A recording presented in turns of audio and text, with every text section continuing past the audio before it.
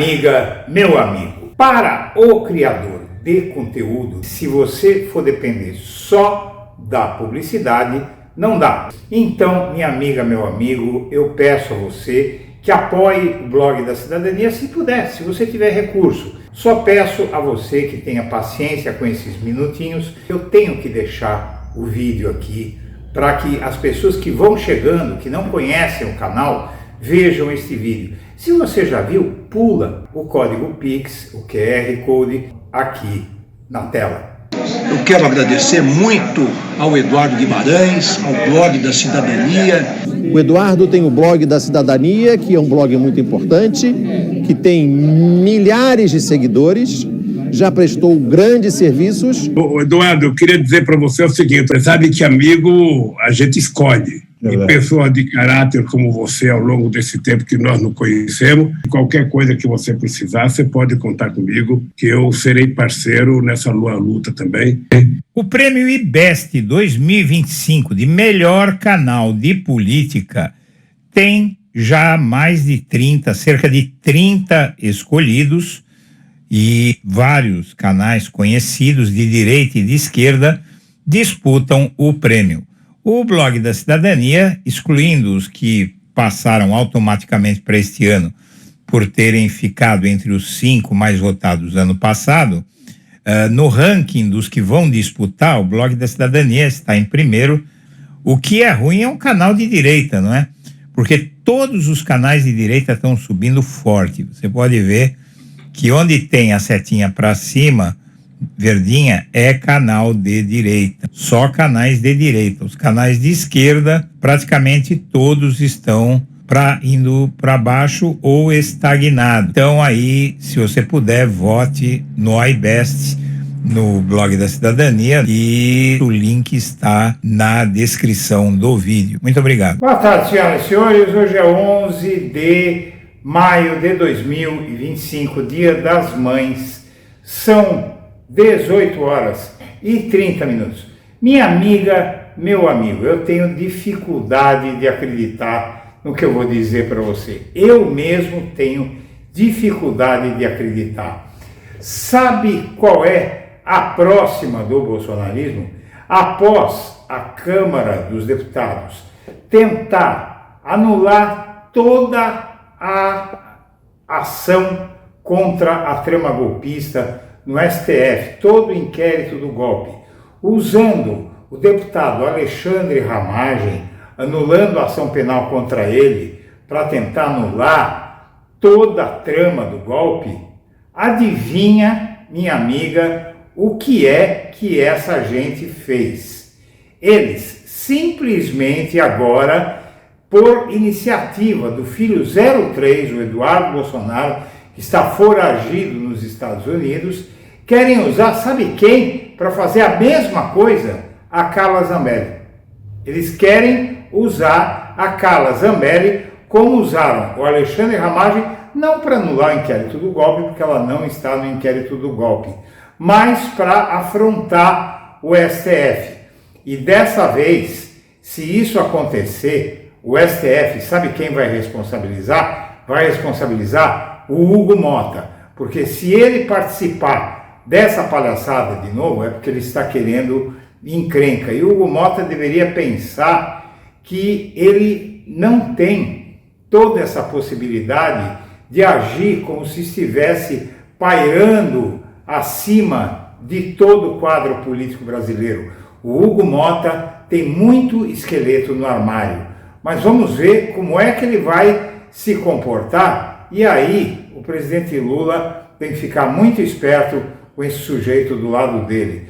Mas essa ideia do Eduardo Bolsonaro é talvez pior do que a ideia que ele teve de tentar vender que ele seria recebido pelo funcionário do Departamento de Estado que esteve aqui no Brasil para tratar de questões diplomáticas entre Brasil e Estados Unidos. Está na hora de o Eduardo Bolsonaro levar um tranco, você não acha? Vamos ver o que eu separei para você. Num dia, a Câmara vota pela suspensão do processo contra o deputado Ramagem. No dia seguinte, o STF basicamente anula praticamente tudo, ou seja, só retirou a questão ali dos crimes contra o patrimônio, crimes de dano, permanecendo ainda as acusações contra o Ramagem de golpe de Estado e vários outros crimes graves, porque o STF fala que isso tudo ocorreu, né, foi planejado antes do 8 de janeiro. Enfim, um malabarismo jurídico para tentar mais uma vez perseguir pessoas de direita, que a gente sabe, se fosse de esquerda, envolvido em mensalão, petrolão ou até em roubo do INSS, nada estaria acontecendo com essas pessoas.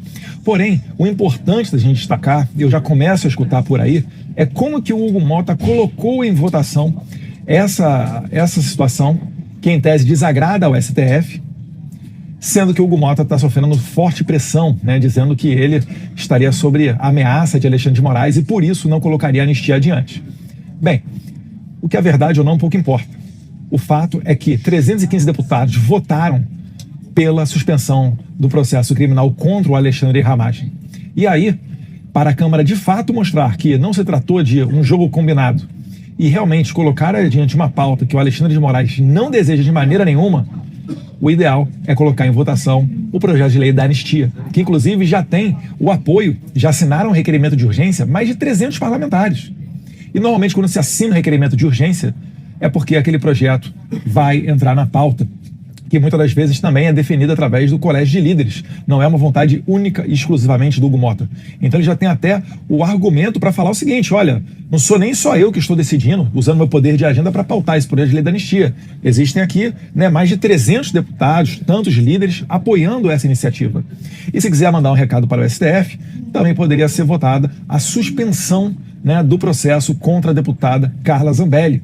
Independentemente do mérito, seria um bom recado para colocar um freio no STF, para garantir e utilizar toda a prerrogativa parlamentar.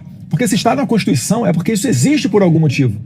E certamente agora é o momento de utilizar todos esses subsídios constitucionais para brecar o ímpeto persecutório da Suprema Corte.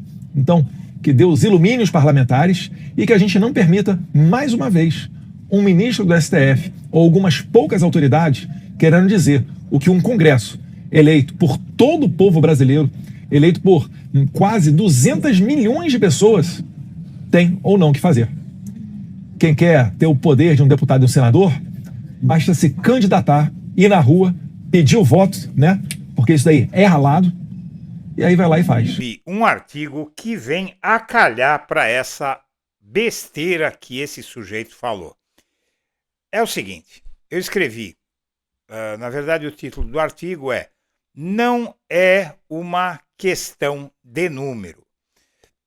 Esses meliantes de extrema-direita tentam vender aos mais burros a premissa de que é uma questão de número a rejeição pelo STF da patranha do trancamento de ação penal de um parlamentar também beneficiar quem não é parlamentar, como Bolsonaro.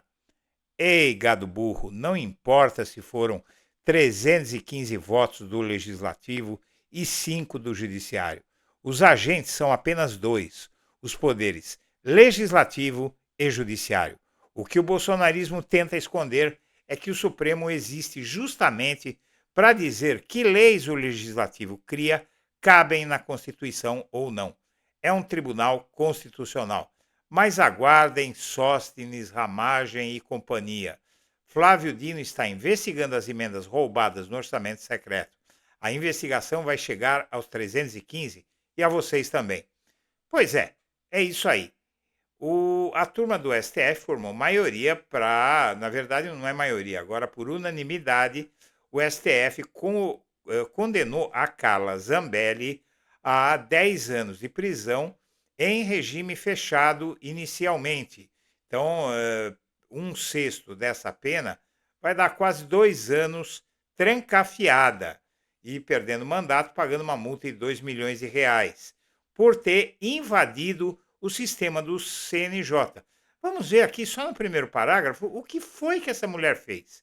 A primeira turma do Supremo Tribunal Federal formou maioria para condenar a deputada federal Carla Zambelli e o hacker Walter Delgatti pela invasão aos sistemas do Conselho de Justiça. Muito bem, isso aconteceu sabe quando? Essa reportagem aqui da revista Veja ela mostra quando isso aconteceu. Fotos comprovam encontro de Bolsonaro com o hacker da Vaza Jato. Bastidores da Operação Alobrada que levou Walter Delgatti a conversas com Bolsonaro e a cúpula do PL para ajudar na cruzada contra a urna eletrônica. 6h40, Delgatti sai do hotel, entra no hotel, sai do hotel. Ele depois se encontra com a Carla Zambelli, né, o carro de um agente da Polícia Legislativa, estaciona às 6h12, onde fica o apartamento funcional de Carla Zambelli. Carla Zambelli levou o sujeito, o hacker, até o STF para fraudar o sistema do CNJ. Sabe quando isso aconteceu? Vamos dar uma olhadinha aqui. Publicado em 12 de agosto de 2022. Eu vou até ampliar aqui para todo mundo ver direitinho, ó. Tá vendo aqui, gente? 2022. No mandato anterior da Carla Zambelli, quando ela se reelegeu. Ou seja, ela cometeu esse crime fora do mandato atual. Ela fez o hacker invadir o sistema do CNJ. Então, aí, minha amiga, meu amigo, o que é que está acontecendo nesse processo? Vamos lá, você vai entender muito bem. A Carla Zambelli, ela cometeu esse crime pelo qual ela foi condenada a 10 anos de prisão. Vou botar até a foto dela aqui para você não esquecer, tá? Vou destacar a foto para você não esquecer. Muito bem. Carla Zambelli cometeu esse crime em 2022, antes da atual legislatura. O artigo 53, parágrafo 3º da Constituição Federal permite que a Câmara suspenda um processo penal, uma ação penal contra um deputado no exercício do mandato. Se o crime tivesse sido cometido no exercício daquele mandato. Um mandato não se comunica com o outro. Então ele não entende nada, ou entende muito e está se fazendo de trouxa, o Eduardo Bolsonaro, mas o fato é que a Carla Zambelli também não conseguiria ter esse crime revogado pela Câmara dos Deputados até o fim do mandato dela, paralisada a ação penal contra ela até o fim do mandato, no ano que vem, por uma única e simples razão: o crime não foi cometido no atual mandato. Ele deve achar que, como ela já era deputada em 2022, então ela aí vale o artigo 53. Não, pequeno gafanhoto. Não vale. Só vale se ela tivesse cometido esse crime a partir de 1º de janeiro de 2023. E ela cometeu em 2022. Tem até a data aqui, olha, gente. A data na qual ela cometeu esse crime foi em 12 de agosto de 2022. Então o STF vai anular também se a Câmara fizer isso de novo. Só que se a Câmara fizer isso de novo e o Hugo Mota colocar em pauta, a coisa vai ficar pequena para ele. É bom Hugo Mota tomar juízo, porque ele pode ter uma carreira pela frente se ele não ficar fazendo besteira e acabar preso aí por uns 10, 15 anos. Senhoras e senhores, eu agradeço a atenção e deixo meu abraço para todo mundo.